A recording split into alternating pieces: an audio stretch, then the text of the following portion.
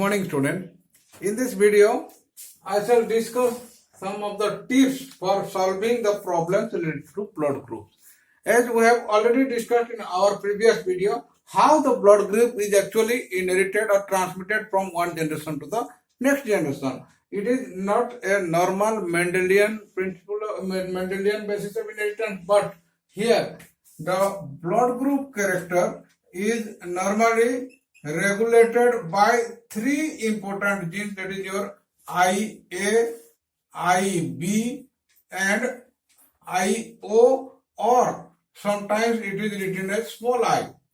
Now, in this case, IA is an allele, IB is an allele, both are dominant alleles. But this small I or this IO, it is the recessive allele. This recessive allele, when it is present in the heterozygous condition with A, or it is heterozygous condition with B, or sometimes it is homozygous with I and I. So at the time, the different blood groups are formed. So here, look at, if IAIA is there, then it is for blood group A, and sometimes if it is IA and small I in heterozygous condition, in both the cases, now the blood group of the offspring will be A. But in case of IB, what happens if it is IB allele both are homozygous, or it is IB and small I, then it is the blood group B. But when both A and B are present in the dominant form, IA and IB, then the blood group will be your AB.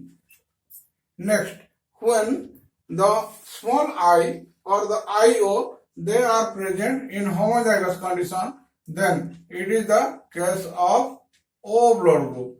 So, this is the basis of this formation of blood groups in case of human being. There are 4 blood groups and there are 3 alleles which regulate these blood groups. So, that is why it is a case of multiple allelism. Now, here, how the different blood groups are formed when the parents are having this type of genotype. So we must know these genotypes before solving the problem. These genotypes of the human beings before solving the problem. So the students must clear about the genotype of the different blood groups. And now how they are actually inherited from one generation to the another generation. Suppose the parents are having A blood group, either they are homozygous A, IA, or sometimes they are IA and small I. Now here, look at this problem. A child has a blood group O. Suppose this is the offspring having the blood group O. That means the genotype will be your small I.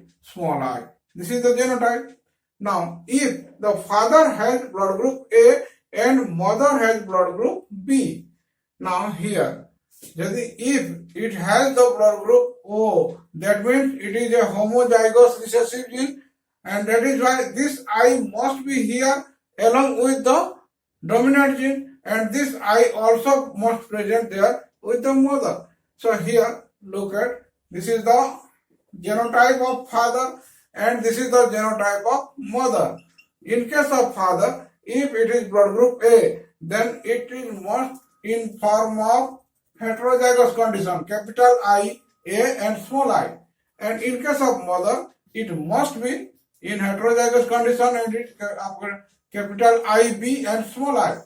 Now, then only this small I, when combined with this small I, then only this O blood group will be found there in the next generation. So that is why both the parents, the father and mother, are in heterozygous condition. Now, work out the genotype. In the next part, work out the genotype of the parents and possible genotype of the offspring. Now, here, this is the genotype of the parents. The heterozygous parent, that is IA and small I, and heterozygous mother, that is also IB small I. Now, what are the here two types of gametes will be formed. Either here IA and small I, and here also two types of gametes will be formed in mother, that is IB and it is your small I.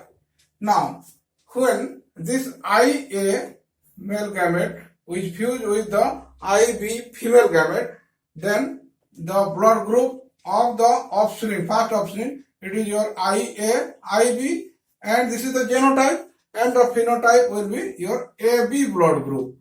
Now next one, when this IA will fuse with this small I, then it will be your IA and small I, and the blood group is A type. Next one, when this small I with the IB, then it will be your IB small I, and the blood group will be your B. And when it is the small I and small I, then it is the blood group II, that is your O type. So there are 25% of the children will be having AB, 25% A, 25% B.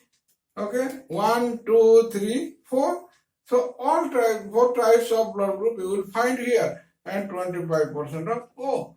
So that is why this is the probability of formation of the offspring in the F1 generation or of the children of this parent. So these are the genotypes of the parent, and these are the possible phenotypes of the offspring. So in this way, you can easily solve the problem. Now, problem number 2. Look at here. In one family, 4 children are there, and how these 4 children, they are having different blood groups. The 4 children, they have the different blood groups, and their mother has blood group A and father has blood group B. Now the problem, the same problem, it is asked in a different manner. So here look at the family of 4 children. The 4 children are there and each have different blood groups. That means the same problem, but it is asked in a different way. So that is why how the same problem can be asked in a different way, and how you can solve it. Now in the F1, there suppose one is AB, another is A, another is B, and another is O. So these are the 4 type of blood groups in the F1 generation or in the children. Now, what is the genotype here? IA and IB. Now here, it is IA and small I, it is IB and small I, and it is small I and small I. So these are the different genotypes of these 4 children. Now, as we have already discussed in the previous question, now what is the question asked here? Their mother has blood group A. Suppose mother, it is having blood group A, and if in the children there is O blood group, then mother must be in heterozygous condition like this. This is the mother having blood group B. Now, in case of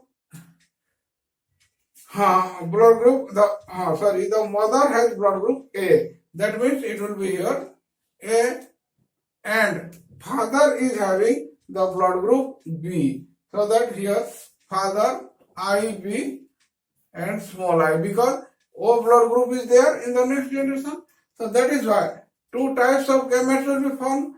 Now here these are 2 types of gametes, and when this will fuse with this, then it will be your IAB. Now when this IA and small I, it will be formed like this. Then your IB and small I, then small I and small I. So in this way, the same problem is asked in a different way. So we have to proceed from the offspring to the parent, and this is the way by which the offspring are normally formed, their genotypes are formed, and the problem can be solved easily. So I hope in this way you can solve your problem easily, and I think this video will be helpful for you, and if it is really helpful for you, then please like it and subscribe for the further videos. Thank you.